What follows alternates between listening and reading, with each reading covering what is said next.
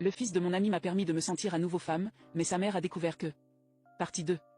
Martha a remarqué ma nervosité et m'a demandé « Carla, tu te sens bien ?» J'ai dit oui, que pouvais-je lui dire d'autre? Je ne pouvais pas lui dire qu'Yvan était passé derrière moi et que je sentais qu'il était armé. Peut-être qu'elle ne me croirait pas ou pire, peut-être qu'elle penserait que c'est moi qui tente quelque chose, je ne sais pas. J'ai donc décidé de me taire. Finalement, nous avons pris un café, tout allait bien et ils sont partis. Quand ils sont partis, j'ai poussé un soupir de soulagement. Mon cœur n'arrêtait pas de battre à tout rompre quand Yvan était là. Ce jeune homme m'a imposé, m'a fait fondre, m'a déchiré d'un seul regard et ça a empiré.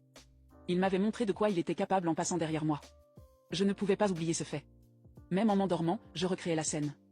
J'imaginais des scénarios où Martha n'était pas présente, et tout ce que j'aurais pu faire, ce qui incluait plusieurs choses. De me cambrer davantage, à aller sur lui pour savoir de quoi il était fait.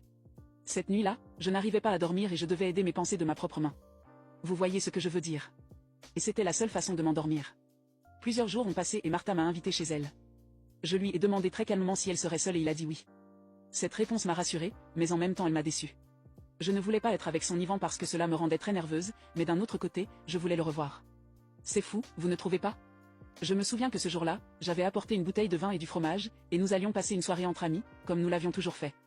Je suis arrivé ponctuellement à 7 heures du soir et nous partagions comme nous en avions l'habitude. Et vers 9 heures, j'ai entendu une clé entrer dans la serrure de la porte. C'était Yvan. Je n'ai pas pu m'empêcher de remarquer son jean et son t-shirt moulant. La première chose qu'il a faite a été de fixer mes yeux, puis mes jambes. Moi, au milieu de ma bêtise et de ma folie, au lieu de relever ma jupe pour ne pas trop en montrer, j'ai souri en retour d'un sourire complice. Après avoir dit bonjour, il est retourné dans sa chambre. Martha a fait remarquer que nous pouvions parler sans problème parce qu'Yvan était sûr de s'endormir comme une souche dès qu'il touchait son lit. Les heures ont passé et le vin a fait son effet. Nous n'avons jamais été de grands buveurs. Martha était donc presque endormie. Je l'ai traînée jusqu'à sa chambre pendant qu'elle bavardait encore et encore dans son état d'ébriété. Je lui ai dit que j'allais demander un bidi pour rentrer chez moi, mais elle a insisté pour que je reste. Martha a compris qu'il pouvait être dangereux de sortir dans la rue si tard dans la nuit et surtout en état d'ébriété, puis elle s'est endormie rapidement. J'ai pris une couverture et je me suis dirigé vers le salon pour passer la nuit sur le canapé. Je ne comprends pas ce que je pensais, je ne sais pas pourquoi cela m'arrive maintenant, je ne sais pas ce que j'ai donné à Yvan. Le fait est qu'en me dirigeant vers le salon, je me suis arrêté devant la porte de la chambre d'Yvan. Abonne-toi et appuie sur partager et plus pour la partie 3.